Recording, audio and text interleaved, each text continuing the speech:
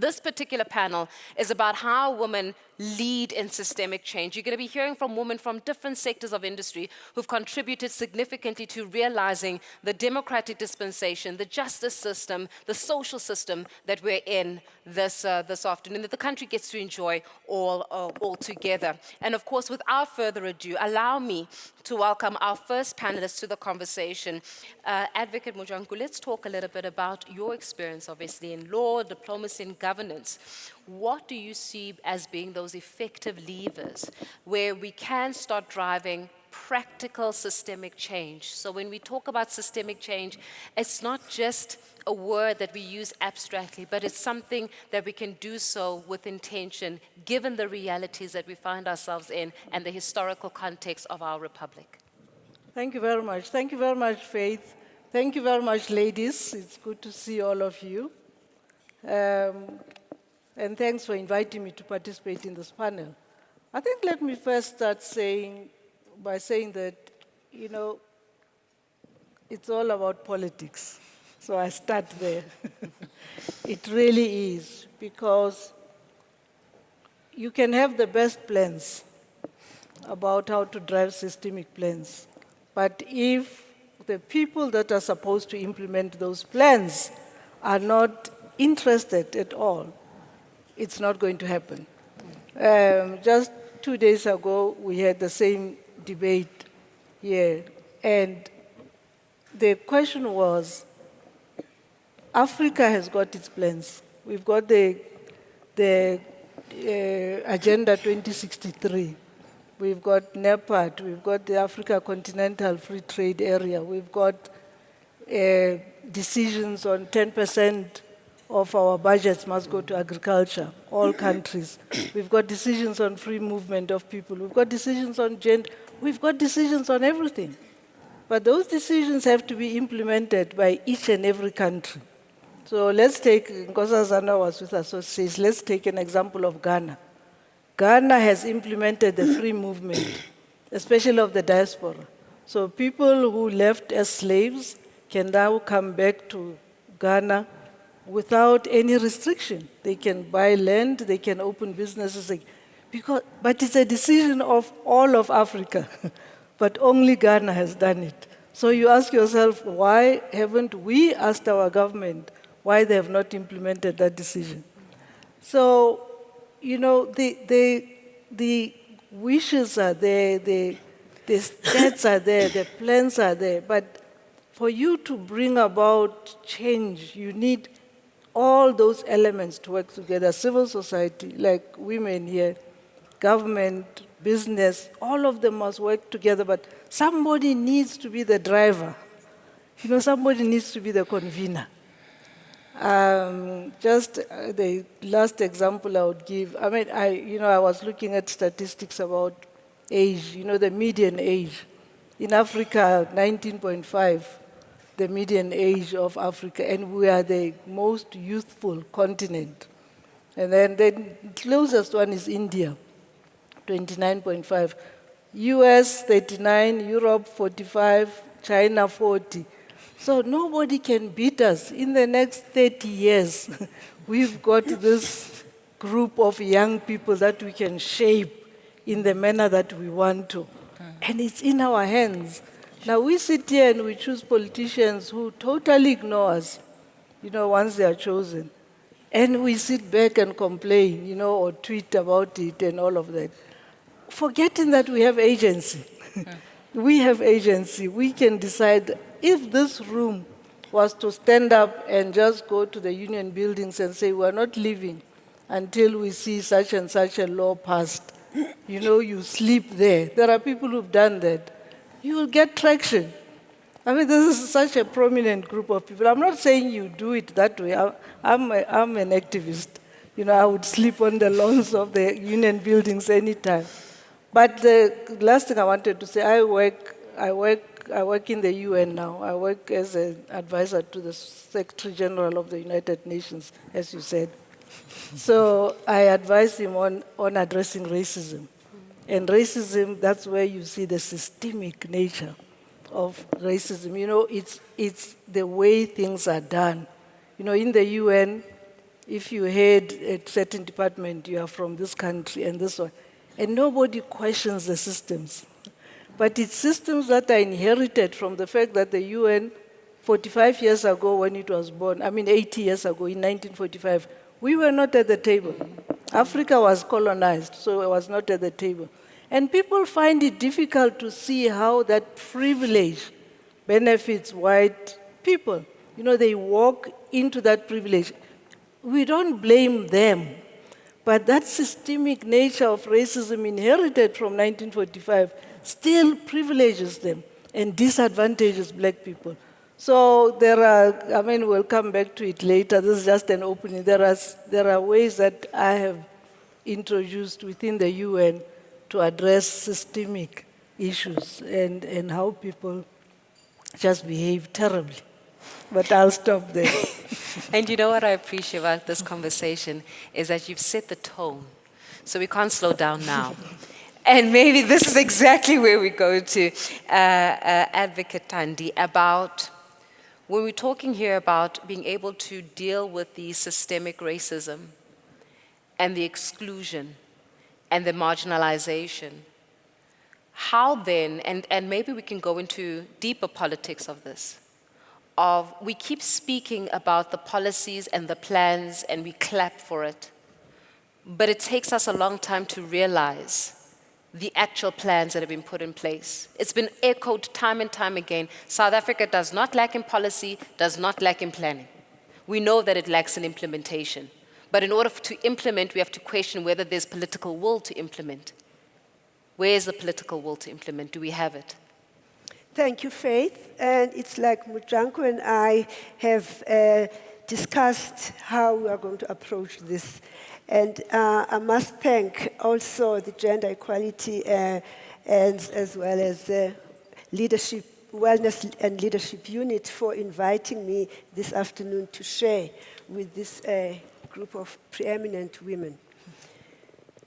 When I reflect, I realize that we've sat in platforms like these and we lament what is not.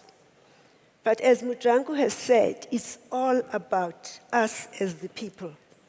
That is where I'm going to end. That we as the people, we have to stand up and claim the right to change. And in that, I do want to bring up some historical perspectives. Firstly, the National Party came into power in 1948. And when the democratic constitutional dispensation came in 1994, it was about 46 years later. And if you were to go back to the history, you will recognize what was executed to ensure that the apartheid system succeeds. Those who've lived through apartheid, looking at it objectively, it was a success for the National Party. They implemented the laws early after 1948. If you look in the first 7 years after that, all the laws were implemented. If you look at the next couple of years until 1961, when they turned into a republic and seceded from the British Crown, that system was already in place and they intensified. And you can juxtapose that with the response from the black majority of people from 1961 itself, and you move right through up to the late 80s. And I'm putting that up front together because the black people stood up. It's not as if we were not agitating prior to 1961. But the moment people started to systematically organize themselves and to make sure that they are defiant against the system, I would like to leave out the support from a geopolitical or an international perspective, but you look in the country and see what the black population did. And I start with the legal system. Institutions, I will use the institution where I was an attorney in the 80s. I joined the Legal Resources Center in 1985, and that was 2 years after it was the Komani case. The Komani case was won on the basis that Section 10(1)(b), Section 10 was the section that enabled black people to be lawful citizens in the urban areas that were regarded as under the Republic of South Africa outside the homelands. And that case ensured that any man who worked in the city for 10 years or lived there for 15 years could be regarded as a permanent resident under Section 10(1)(b). 2 years before that, that was the Rikoto judgment was the one I was referring to. The Komani judgment was the one that was passed in 1980 to ensure that spouses of those men and children could live with them. Those who had Section 10(1)(a) or Section 10(1)(b) could live with them in the city. So that was the law that enabled the start of the breakdown of the apartheid system. There's lots of that in the law books. We don't have time for that. Then I jump and come to post-1994.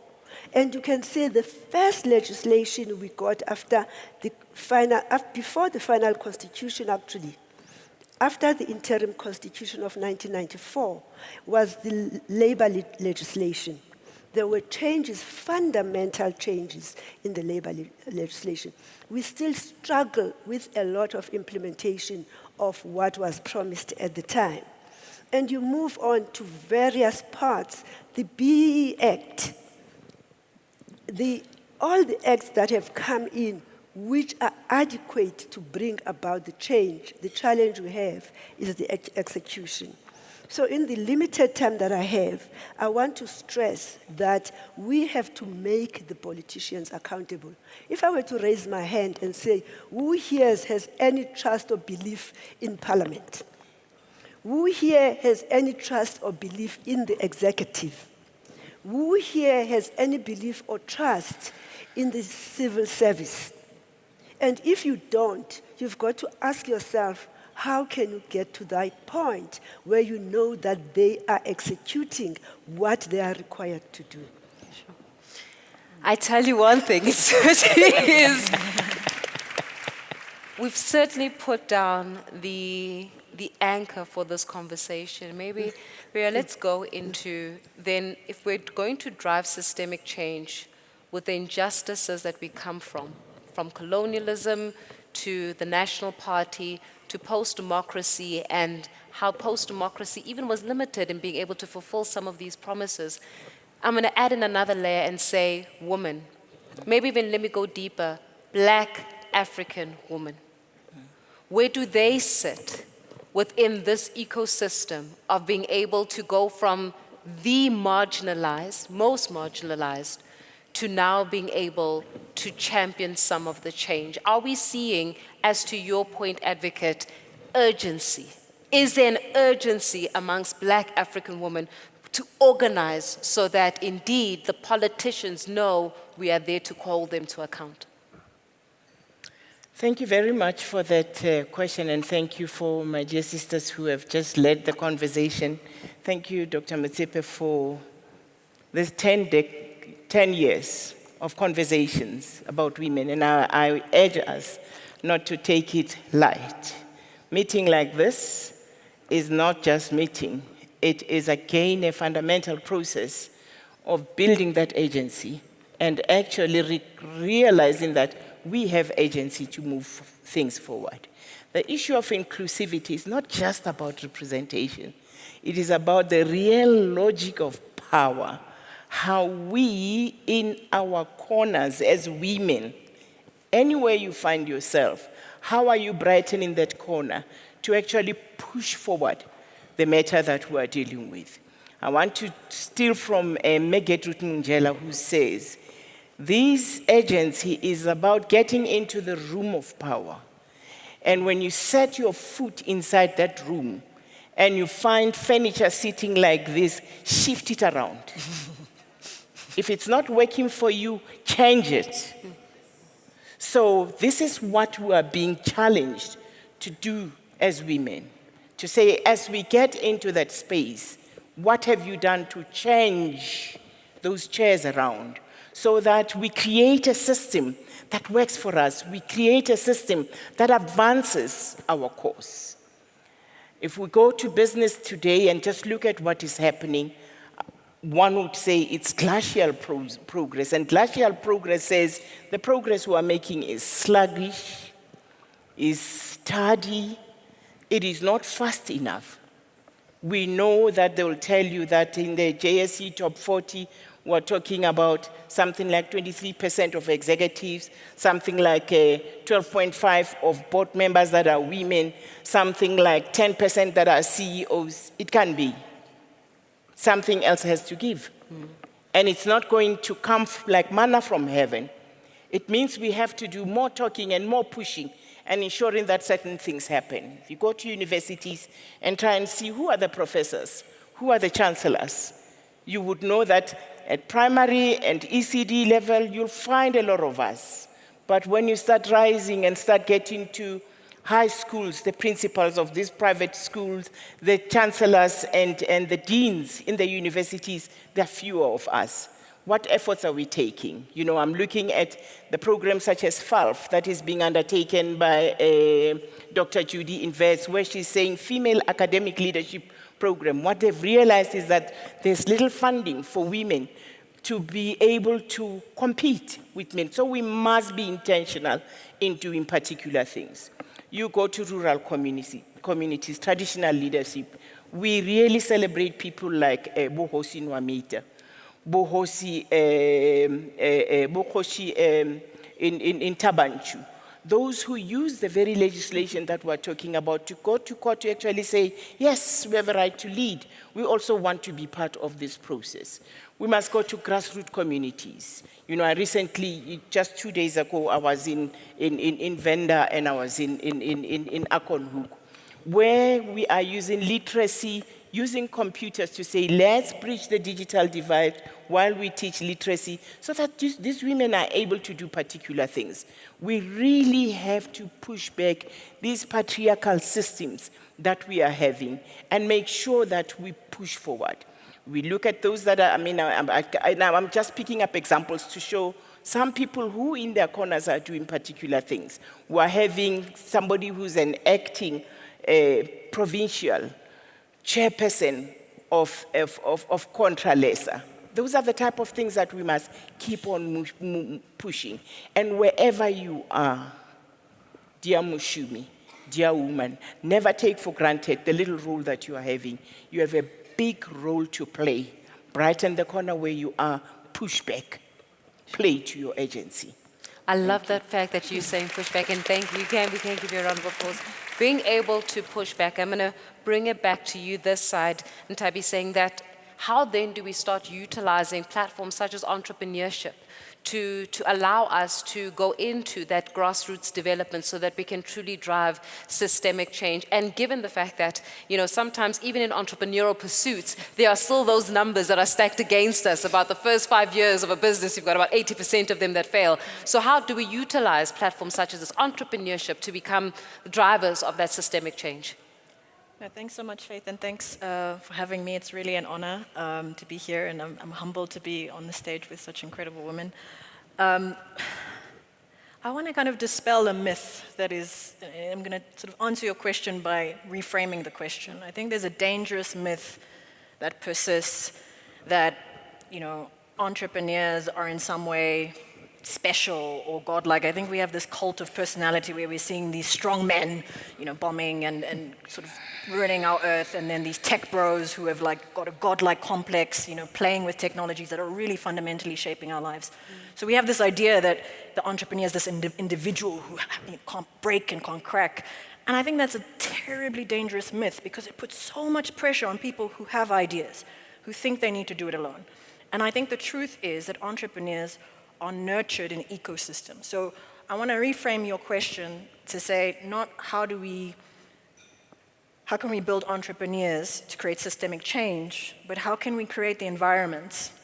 So instead of looking for a rose that grows from concrete, which is kind of the stereotype of an entrepreneur, to how do we create the nurseries where seeds of all different kinds and shapes and sizes that are starting from different points can thrive. And I've been a beneficiary of that. I never thought I was going to be an entrepreneur. I went to graduate school and I was almost nurtured from like I had an idea. I knew that there was this persistent problem of for those who don't know, 500 million people in Africa lack access to the grid. And this is an age where we're talking about AI and quantum computing and nanotechnology. And so for me, I had this I knew it was a problem, but I never thought I was going to be the person to solve it. And I had this environment that, had these ingredients where I'm like, we need to replicate these ingredients, not entrepreneurs.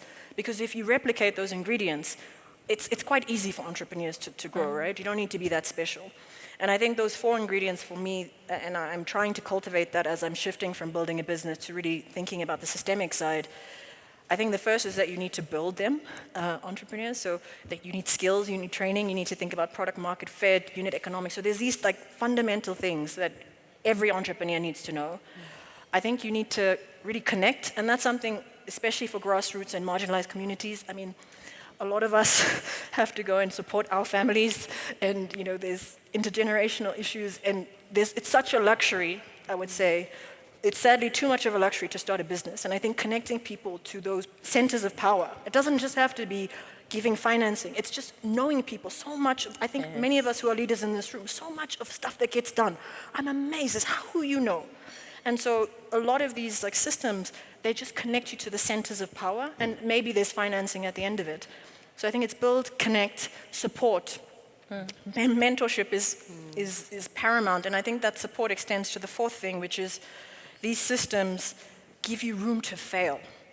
And we talk about entrepreneurship in terms of success, but so much of the ecosystem that allows these businesses to thrive is they give you extended periods of time to iterate, to test, to pilot.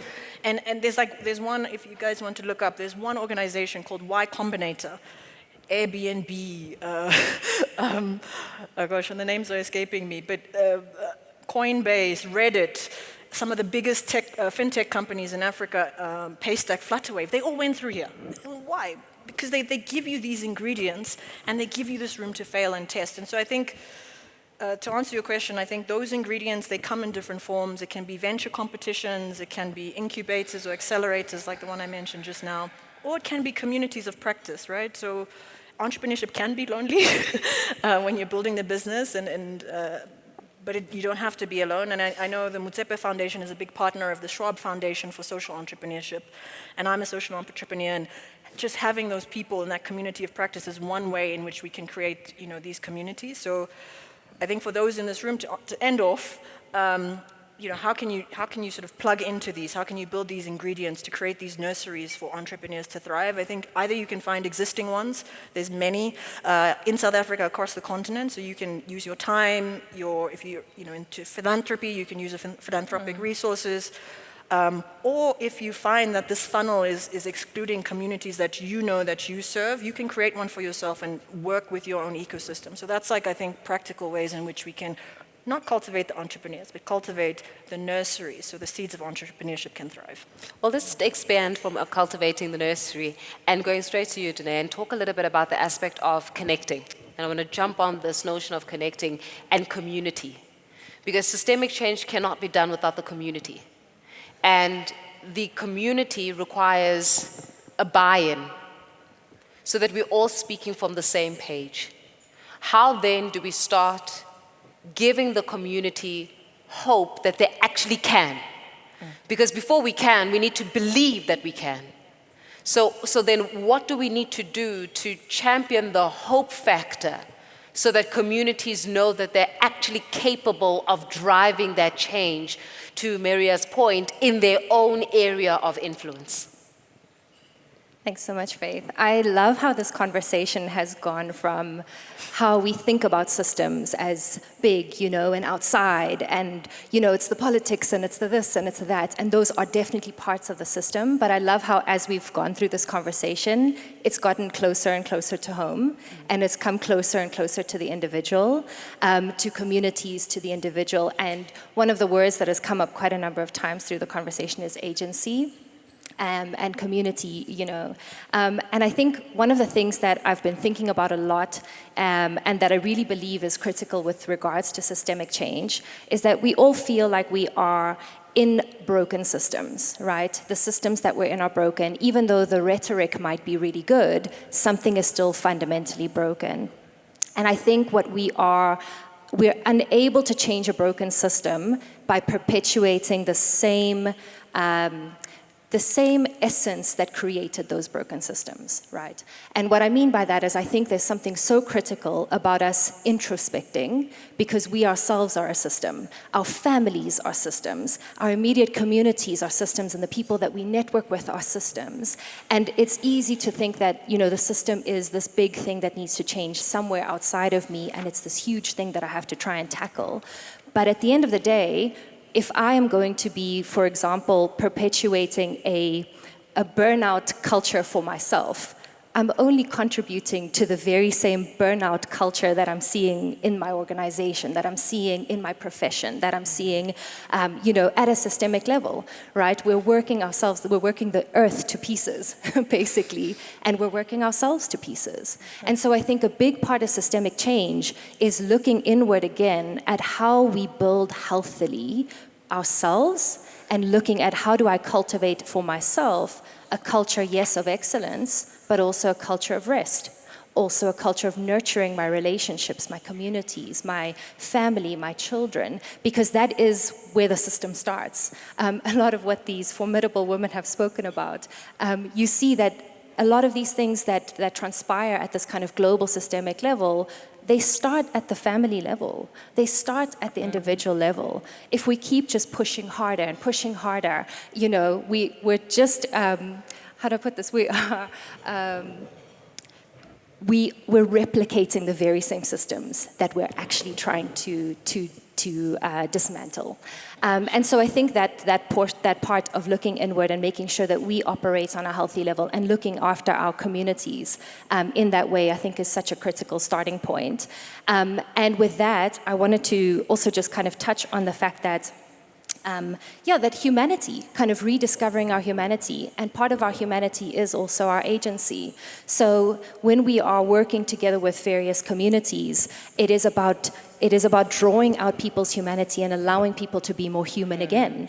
And I think a big part of that is us being very human and us being very real, and not even sort of, I think, especially as a white lady, right? I have had to self-reflect and realize that I have a savior complex, right? I have a savior mentality. I feel the need to go in and save people. But actually, they are human beings. They have agency. It's a matter of building relationship and allowing people to also see an example of what it looks like to take up space, to show up, to take ownership, to rest when you need to rest, to work hard when you need to work hard, to be brave and speak to people that you were scared to speak to. So, it's also that thing of kind of living by example and allowing people to step into their own agency. I think seeing examples like the woman on this panel and many of the women in this room, seeing examples, I think, is one way that really starts to spur us to hope and starts to give us courage to say, here's someone who has lived contrary to the system as an individual. And that is something that then inspires me and encourages me to know that possibly there's part of me that can do the same thing, right? And just to kind of close that off is just to say, and I work within the infrastructure space, and so I'm very passionate about that, and kind of seeing the opportunities that communities have to rebuild and reshape their own environments, their own physical environments. There are a lot of barriers to that, but I think we're really starting to see those changes, sometimes in illegal ways, but it's people taking up agency, right? So how do we remodel the policy environment to allow people to develop for themselves, to take up the space to build their own infrastructure, to power their own homes in ways that are not putting them against the legal system, for example. And so, just to kind of close off to say, I think one of the quotes that inspires me, particularly within my work within the built environment, is by the late Steve Biko, who said that the great powers of the Western world have done wonders to give the world an industrial and a military look. But the great gift still has to come from Africa, and that is to give the world a more human face. And I don't think we're going to get there if we don't delve back into our own humanity as well and live that out in a very individual, communal way. And that, I think, is part of how we're going to see systemic change. Sure. And I mean, this conversation is evolving beautifully too, and I want to bring it back home as well, Advocate, and start really honing on the home part. If we're truly to realize systemic change, does that not mean that it's time for us to look at how do we show up in our own homes? How do we show up for the boy child as much as the girl child? How do we show up for the single mom who has to figure out how to go to work, feed her family, make sure that she stays alive, and everybody that is with her alive? How do we deal with those that are dependent on us, who are extended family members? So let's bring systemic change to the home front. How do we drive systemic change at home? If I'm a single mom, I'm raising a son who's never met their father, or maybe has got it difficult in finding their manhood in a society that we're in, so that they too do not become part of system failure, but system success. Well, I think we don't have enough time, to deal with all of that. Yeah. I think the concept of a family, we have to define it for ourselves. Yes. Because, we are Africans, and there's a way in which we organize ourselves, sociologically and just as units as well. So I don't know if I were to ask how many of you grew up in a two-parent household. I certainly didn't.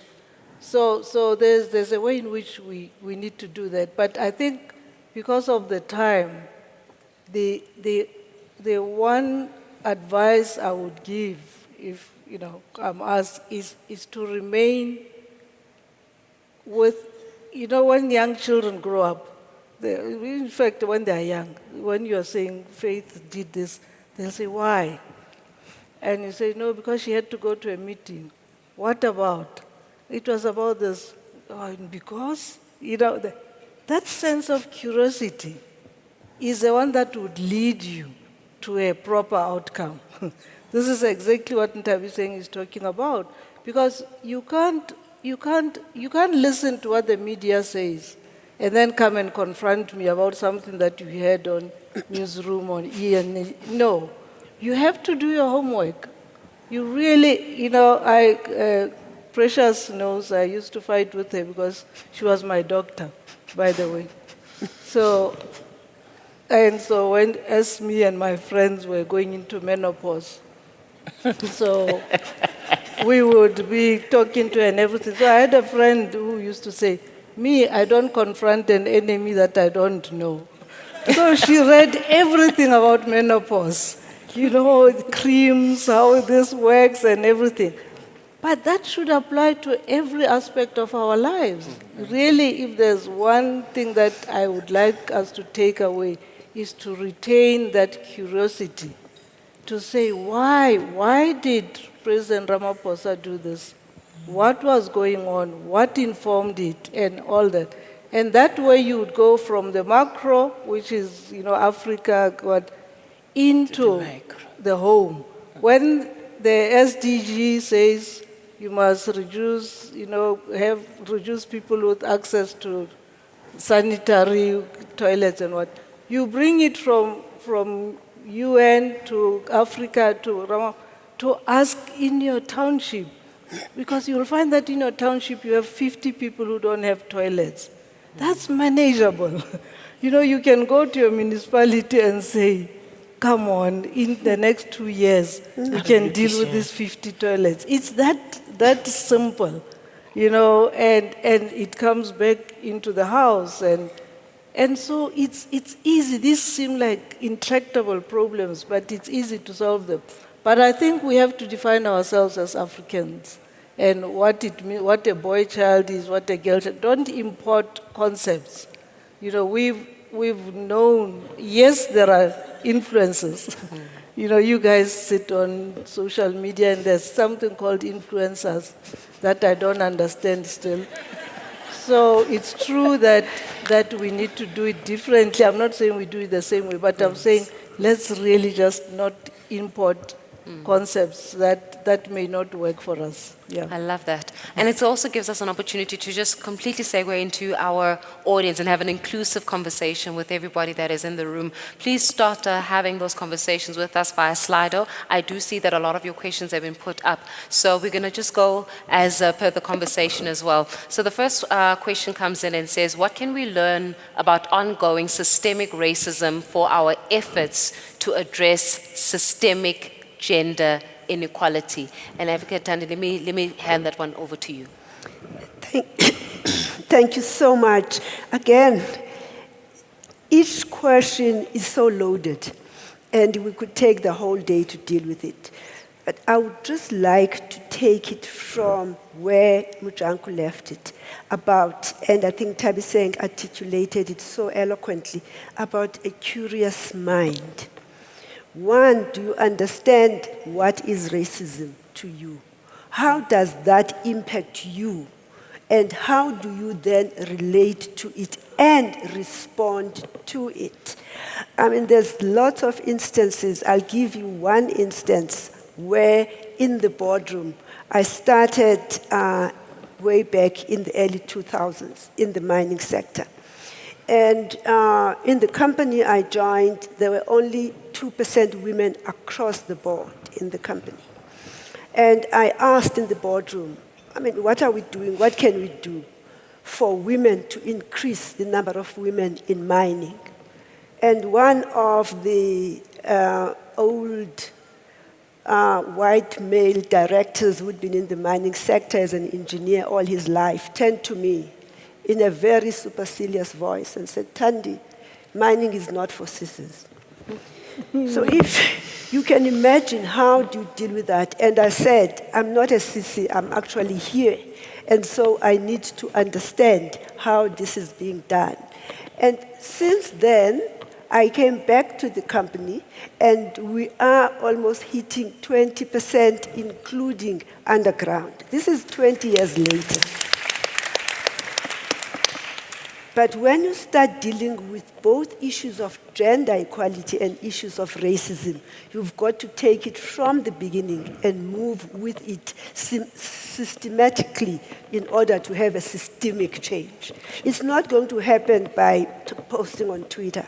It's not going to happen by making sure that you are in the best newspapers to show that there is a lot of racism. It's how do we, and there's lots of people who are doing that. I'm not saying we should not go out and talk about it, but you must talk from a position of trying to work to break it down systematically. Sure. Wonderful. Thank you very much for that one. And maybe, Riah, let's go into, has global criticism of BBBEE undermined its legitimacy, or has poor implementation done more damage to the policy's credibility? And with that, maybe we can also use this as an opportunity for education. It was not so long ago that I came across Afrikaner economic empowerment. Afrikaner economic empowerment existed. And yet we keep speaking about BBBEE without reflecting on the fact that there was Afrikaner economic empowerment. Maybe let's use that as an education moment. I just want to say, I read about something called FemWash. It was sitting in a report that was issued by, I think, the Stellenbosch business, whatever. And what that concept means is that we are faced by people who talk right about empowerment and transformation of women and act left. in terms of implementing that systemic change. And it doesn't only sit in business. It sits in church, it sits in municipalities, and it sits everywhere.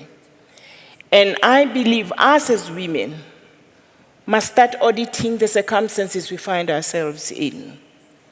Are we starting to see more of that femwash rising as we start talking about our empowerment, whether the BEE codes and all those type of issues?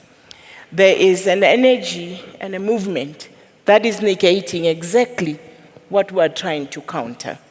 So that femwash requires us to be active, to be vigilant, and to call it out when we see it, and to make sure that our agenda of becoming and our agenda of dismantling these barriers that at times are shaded and are appearing to be good, that lies in our hands.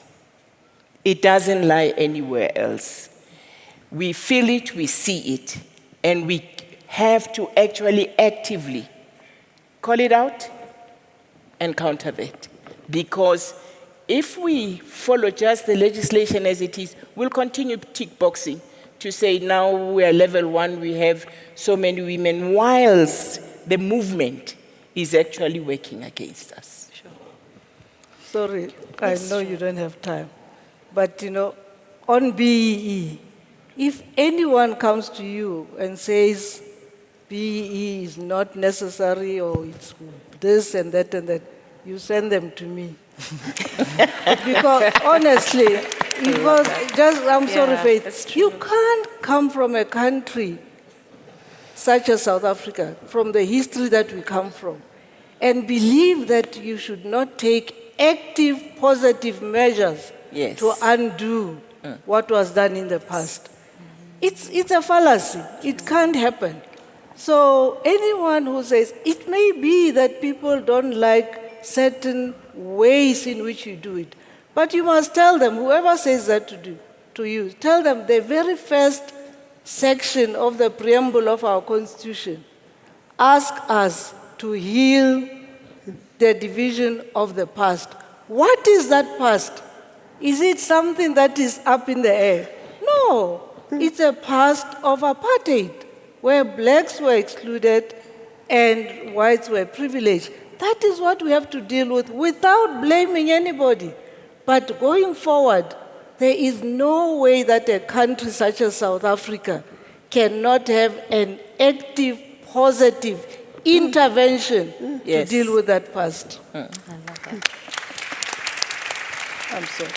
No, don't even. These are the conversations that allow us to amplify, to your point, Riah, to amplify the truth. Because otherwise, we are living in a time now of misinformation. I was reading not so long ago, and we're going to go into just closing also, and Nthabiseng, maybe with you. We're living in a time where misinformation is being purported as truth. We're living in a time where I was so disturbed the other day when we were looking on social media and they were saying apartheid was not that bad. Oh, wow. And I'm sure many of us have seen it with the lobbying that is happening, where they say apartheid, compared to now, apartheid was not that bad because of the laws, right? So in the time of misinformation, how then do we champion the truth so that the truth in itself and who we are in the truth is able to drive the systemic change that we're speaking of? Yeah, I mean, can I start off by reacting to apartheid was not that bad? Yeah. Yeah, I mean, I think we're all children of the struggle, but my dad, after 1976, left the country because he said, and I quote, "This is a sick society." He couldn't understand the concept of just being so limited and the idea that they're killing our children. So anybody who says that needs to look at the history. And it was violent, it was dehumanizing. I think, as you said, you can't, in today's age, face a society and just say, oh no, it wasn't that bad.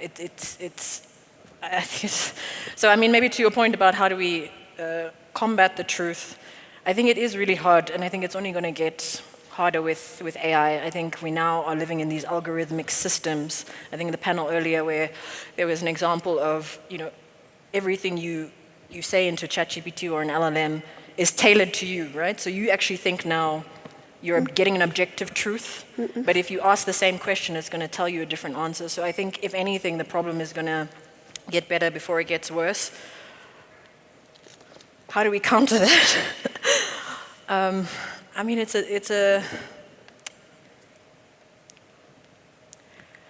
I think I would go to the credibility of our institutions that are meant to be the hallmarks of truth. I know there's not much trust in the media, but I think, being able to have credible, reliable reporting, being able to have spaces where you actually understand and trust what you're learning, I don't think we have a simple answer for that right now. It's a tough one. I wish I had a better answer for it, but I think I lean on, and I'm an academic now. This is tough to say. It's my second year of my PhD. That does deserve a round of applause. I went into academia because I think there are so many, even in the space where I'm in, there's so many ways of approaching the same problem, whether from truth or from not. And what I love about academia, what I love about the scientific inquiry, it's not saying that we know the objective truth, but there's a hypothesis that anybody can come and take the same information. Here's my method. Try and disprove it, right? And I think we need to get back into this place as a society where there are these, and that's why I said I think institutions are really important, and academia I think is super important, because there is this idea that we are constantly trying to prove ourselves wrong and validate what the truth is, even if it's just an approximation. So I would say the credibility of our media and our academic institutions is really paramount, and I don't think the youth and many people are engaging with those, sadly. So I think, how do we bring those institutions into the public light, where the new influencers are the people who have the credibility and are really speaking from that institutional strength, where the principles and the values are grounded on truth, not just getting the most number of likes. I like that, because you're absolutely grounding what it means to influence. Because I think that we've taken what it means to influence very lightly. And how do we go from, Advocate Thandi, how do we go from being able to speak about how do we then drive that influence to using, maybe we can even expound in your answer, the voice of the youth.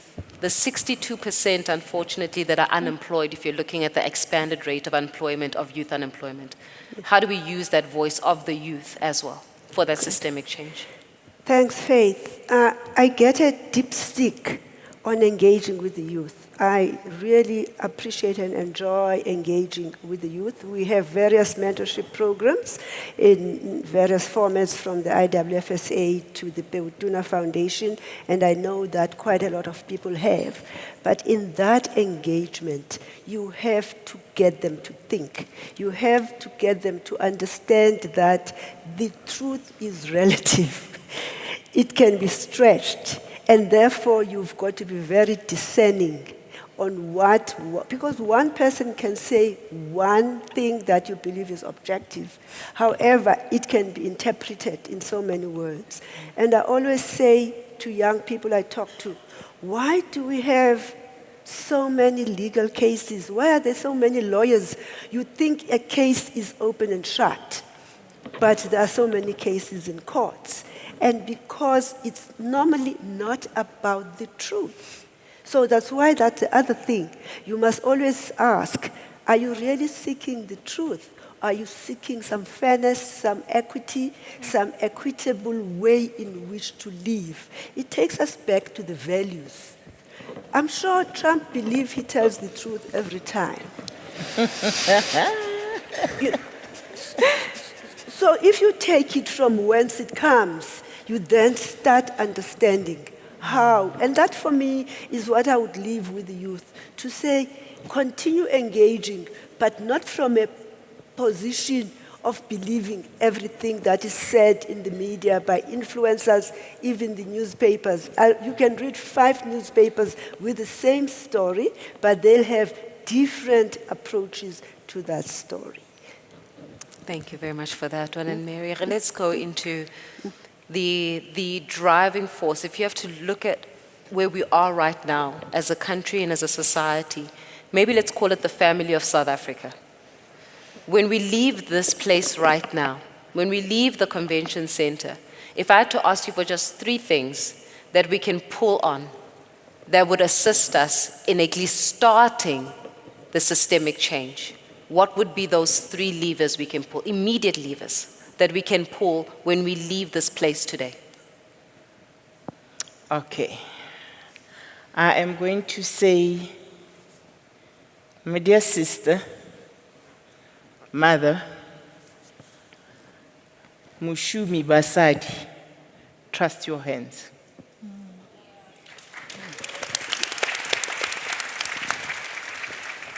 You were formed and shaped to be a carer and a nurturer. The nation comes from your hands. Whether it is a boy or a girl. And that is why we see so much success from the 63% families that are led by women. That's the first thing that I want you to take home, to say, trust your hands. You are the builder of nations.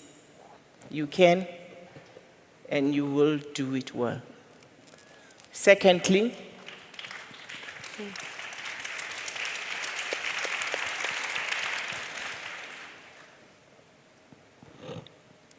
we give no permission to be used as tokens. We are first-rate women, not second-hand men.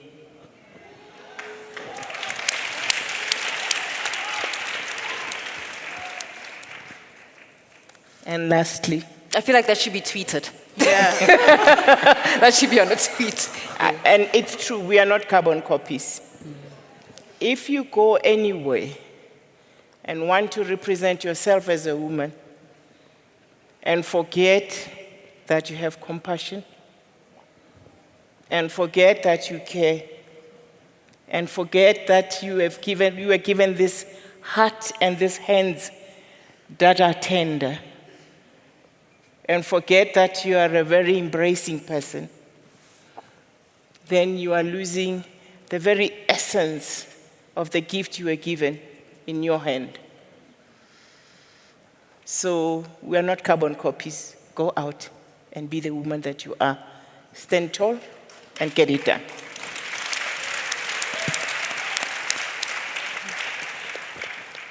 And lastly, resistance will always be there against us as women as we write. It doesn't matter where you've been.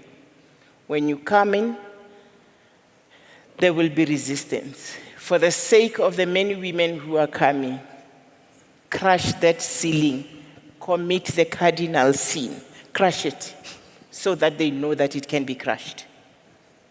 And you open the way. Thank you very much. Thank you. And Deney, very last, I've got about 30 seconds. How do we then put together those practical ways and means of systemic change, in your opinion, as we close? I mean, I think I can only really say amen to what Phiyega just said. But I think just something that has kind of come up for me as the ladies have been speaking is really just the power of relationship and real relationship. And being brave enough to enter into relationship with people who, not just people who are like us and not just people who think like us, because I really believe that systemic change fundamentally requires us to engage. If we believe the system needs changing and the next person does not believe the system needs changing, they will only see that it needs changing by witnessing your life, by understanding your experience, because you have an experience of how broken the system is. And so I think that aspect of building real relationship, even if it's in small ways, I think sometimes we underestimate the power of incremental change. It is worthwhile to have a conversation with a person who thought a particular way, and when they heard about your life experience, they could no longer see the world the same way. And they have to then start to think about how to do things differently. Much like Advocate Thandi was saying, in responding to someone to say, I'm not a sissy and I'm here, starts to open up an opportunity to have a relationship with that person who was resistant, who didn't think the system needed changing, but by witnessing and experiencing the force that she is, no doubt that person's mind started to change. No doubt that person's opinion and view about what is possible started to change. And systemic change needs all of us. And so the more relationships and opportunities we have to dialogue, and I think Nthabiseng was talking about, the academic space, and it creates a space for dialogue. And so how can we continue to dialogue with people so that they can start to see a different way? We can't fault someone for being blind to a different way in some ways, and they get to see that through your life. They get to see that through your experience. They get to see that through encountering you and your real life experience. And through that relationship, there's a very real transformation that happens in the next person. So I think that too is fundamental to systemic change. I think that they really have been anchored the conversation of systemic change. But they're fantastic. Thank you so much to our panelists for joining us for such a necessary conversation in the world that we're living in today. Please do give our panelists another round of applause as they make their way off the stage as well.